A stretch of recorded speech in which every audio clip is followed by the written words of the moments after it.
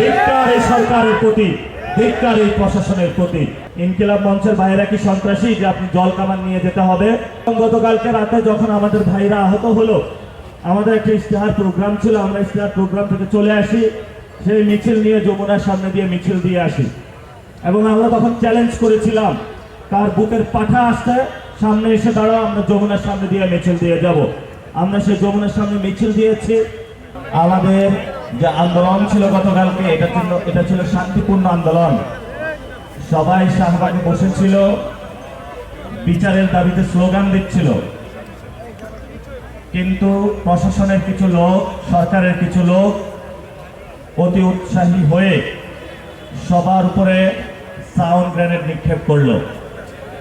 যদি ঘটনার ধারাবাহিকতায় যাই, এর আগের দিন রাতে জাবেদ শরীফ ওসমান হাদি ভাইয়ের ওয়াইফ জুমা সহ আরো অনেকেই যমুনার সামনে অবস্থান নেয় এবং সেখানে সরকার তাদেরকে অবরুদ্ধ করে ফেলে।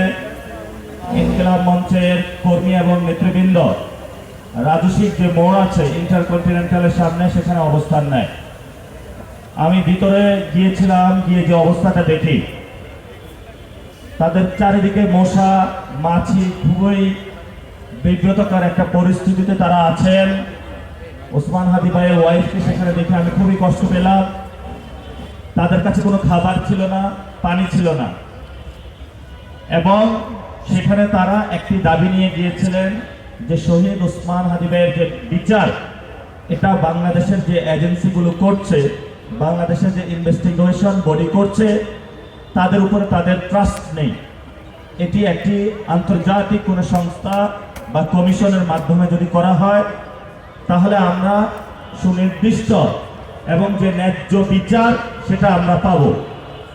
দাবিটি কোনো অযৌক্তিক কোনো কিছু না। আমি সরকারের কয়েকজনের সাথে যোগাযোগ করলাম, তারা জানাইলো যে আমাদের সাথে যোগাযোগ করা হয়নি। কিন্তু আমি তারপরে ইনকিলাব মঞ্চের ওনাদেরকে জিজ্ঞেস করলাম, ওনারা বলল যে আমরা এক সপ্তাহ যাবৎ সরকারকে মেসেজ দিয়েছি, কল দিয়েছি, আমাদের মেসেজগুলো সিন করা হয়েছে, তারা কোনো উত্তর দেয়নি।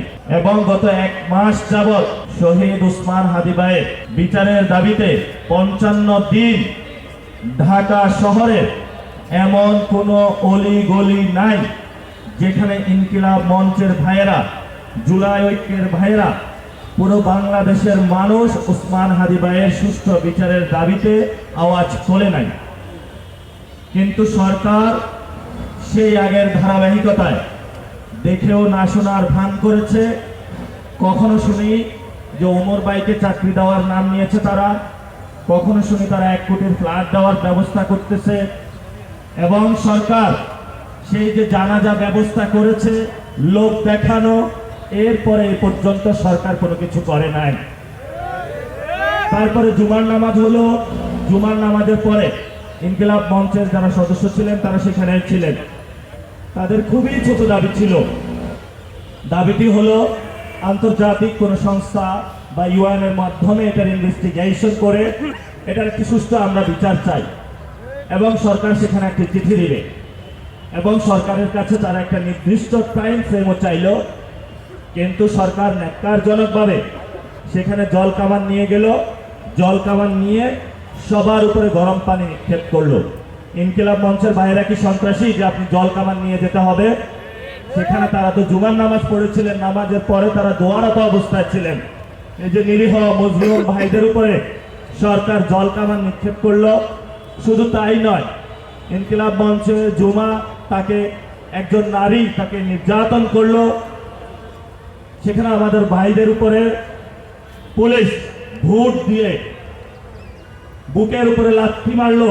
আমি হসপিটালে দেখতে গিয়েছিলাম, খুব বিভৎস অবস্থা ছিল, অনেকের মাথা ফাটা, এবং সেখানে একজন ভাইকে দেখলাম নিঃশ্বাস নিতে কষ্ট হচ্ছে।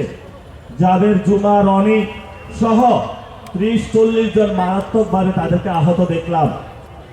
এবং গতকালকে রাতে যখন আমাদের ভাইরা আহত হলো, আমাদের একটা ইশতেহার প্রোগ্রাম ছিল, আমরা ইশতেহার প্রোগ্রাম থেকে চলে আসি, সেই মিছিল নিয়ে যমুনার সামনে দিয়ে মিছিল দিয়ে আসি।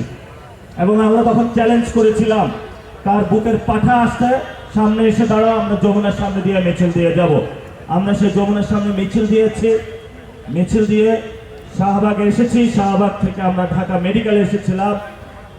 তারপরে আমরা আবার শাহবাগে গিয়েছিলাম, কিন্তু আমরা শান্তিপূর্ণ অবস্থান জারি রেখেছিলাম। সেখানে পুলিশ এসে আবার বিভৎসভাবে সাউন্ড গ্রেনেড নিক্ষেপ করেছে, দোকানদারদের উপরে তারা হামলা চালিয়েছে। সাধারণ যারা নিরীহ পথচারী, আওয়ামী লীগের আমলে দেখেছি মোবাইল চেক করতে, পাকিস্তান আমলে দেখেছিলাম লুঙ্গি খুলে চেক করতে, এই আমলেও আমরা গতকালকে এগুলো বাংলাদেশের সামনে, মানুষের সামনে আহ্বান দেখলাম। ধিক্কার এই সরকারের প্রতি, ধিক্কার এই প্রশাসনের প্রতি।